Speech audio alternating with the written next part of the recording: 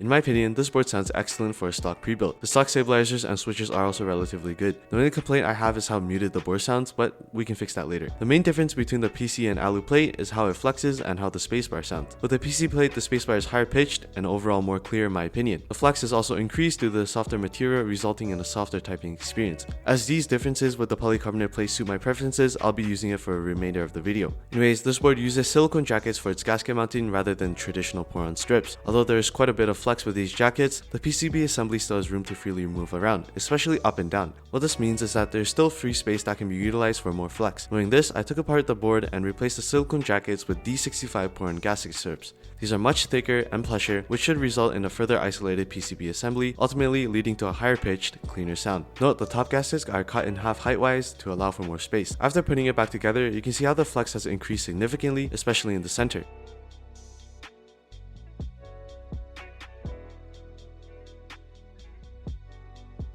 Here's a sound test with the poron gasket in stock configuration.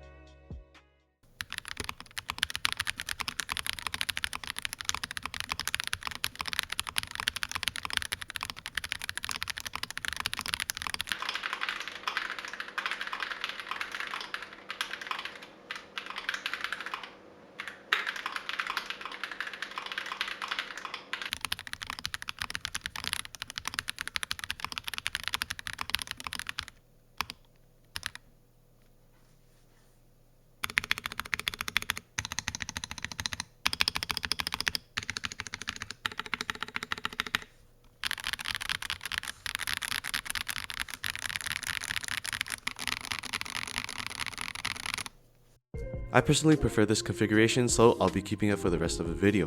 Right, so with the stock sound test out of the way, we can begin a proper teardown of the board. It is held together by 12 hex screws located on the back of the board. With those removed, the bottom case comes loose. Make sure to be careful when opening it up, as there is a JST cable connecting the PCB and daughter board. Unplugging that allows the three main parts to come free: the bottom case, PCB assembly, and top case. Let's take a look at the PCB assembly first.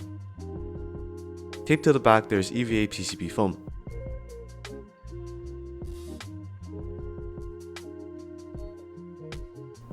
Removing the keycaps, switches, and plate reveals a dense layer of poron plate foam. Below is a thin sheet of silicone equivalent to PE foam. Now that the PCB is free, let's take a closer look. As I said earlier, this PCB does use north-facing sockets, meaning if you want to use cherry profile keycaps, your switches must be long stem or have custom designed top housings like the ones found on newer gateron offerings. But if you can overlook this issue, it's honestly not that big of a deal. The PCB has cutouts for screw and stabilizers. However, from what I've experienced before, the plate fitting with the Duroc V2s is really tight, so you might have to do some tweaks if you're planning to use those. Otherwise, screw and stabilizers with thinner housings, such as the one from Equals or Akko themselves, have no issues. I also wanted to mention that it is recommended you use the provided plate mount standoffs, especially when using 3-pin plate mounted switches. However, I personally haven't experienced any issues so far, so I'll be continuing to build this board without the standoffs. But it's just something you should take into account. Onto the technical specs, the hotswap sockets used are from TTC, and 5-pin switches are supported. Unfortunately, this PCB does not support QMK or VIA, however, Akko does provide their own software. I find it a little bit tacky to use, but it gets the job done. For lighting, it features perky RGB and underglow as well. Considering the case is frosted acrylic, they add to a nice aesthetic. Right, enough nerd talk, let's begin modding. I started off by applying 3 layers of the tape mod, which should help the board sound less muted. Afterwards, I work on the stabilizers. Before we go any further, I wanted to mention how the stems of these feature a unique design I've never seen before. They seem to be made of 2 materials. I assume the black part is a softer plastic, which leads to less rattle, and the outer part is your usual normal stem. If what I'm guessing is right, this is a really ingenious idea. Awesome work to the designers at Akko. And just like that, they are now wire balanced and lubed with 205 grade zeolite housings and dielectric grease on wires. I popped them back into the plate along with some switches and keycaps to test.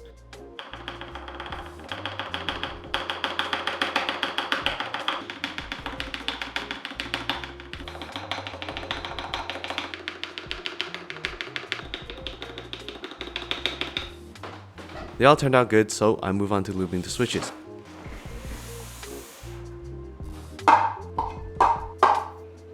For these, I'll be lubing them with 205 grade zeolite housings and stems, and 105 grade zeolite for the springs.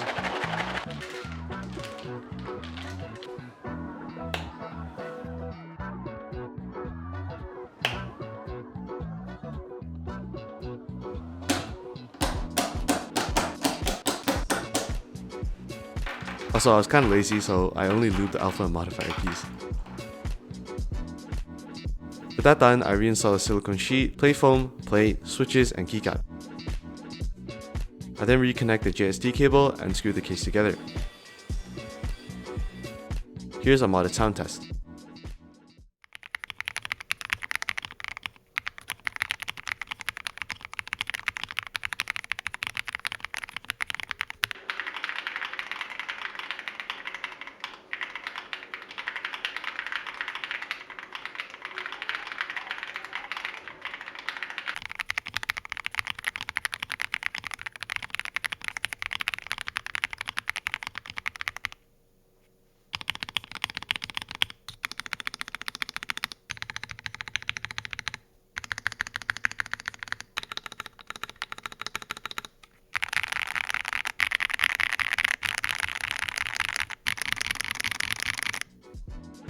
With the mods, the voice sounds a lot more defined than before. However, I still thought it was a bit muted. I believe this is due to the dense silicone sheet, which significantly dampens every key press. To fix this, I replaced the sheet with actual PE foam, which is much less dense and airy. This should allow for the sound to open up and become much less restricted to the midtones.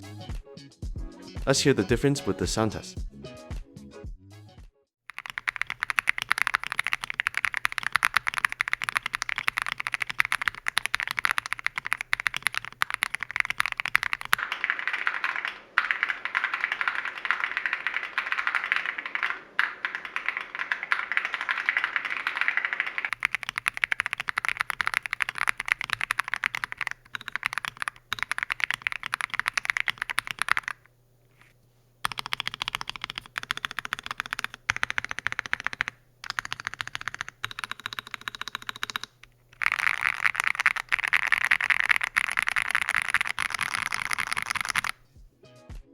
As you can tell, the change to the PE foam did amplify the acoustics and noticeably increase the pitch. I also have tried a few other configurations, so here are the sound tests for those.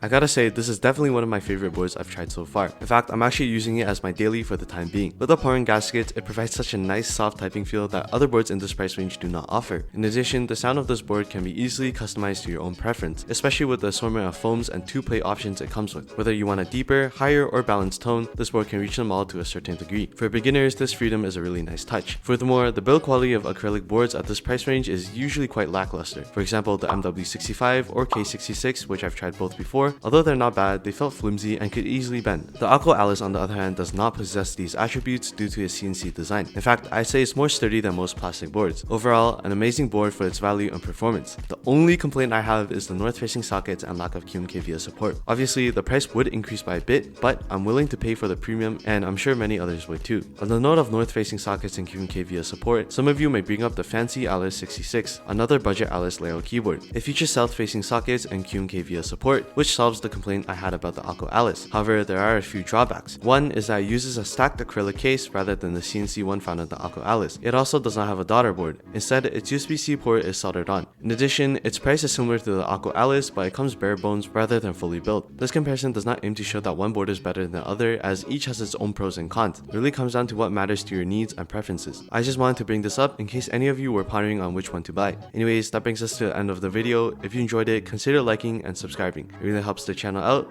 As always, thanks for watching.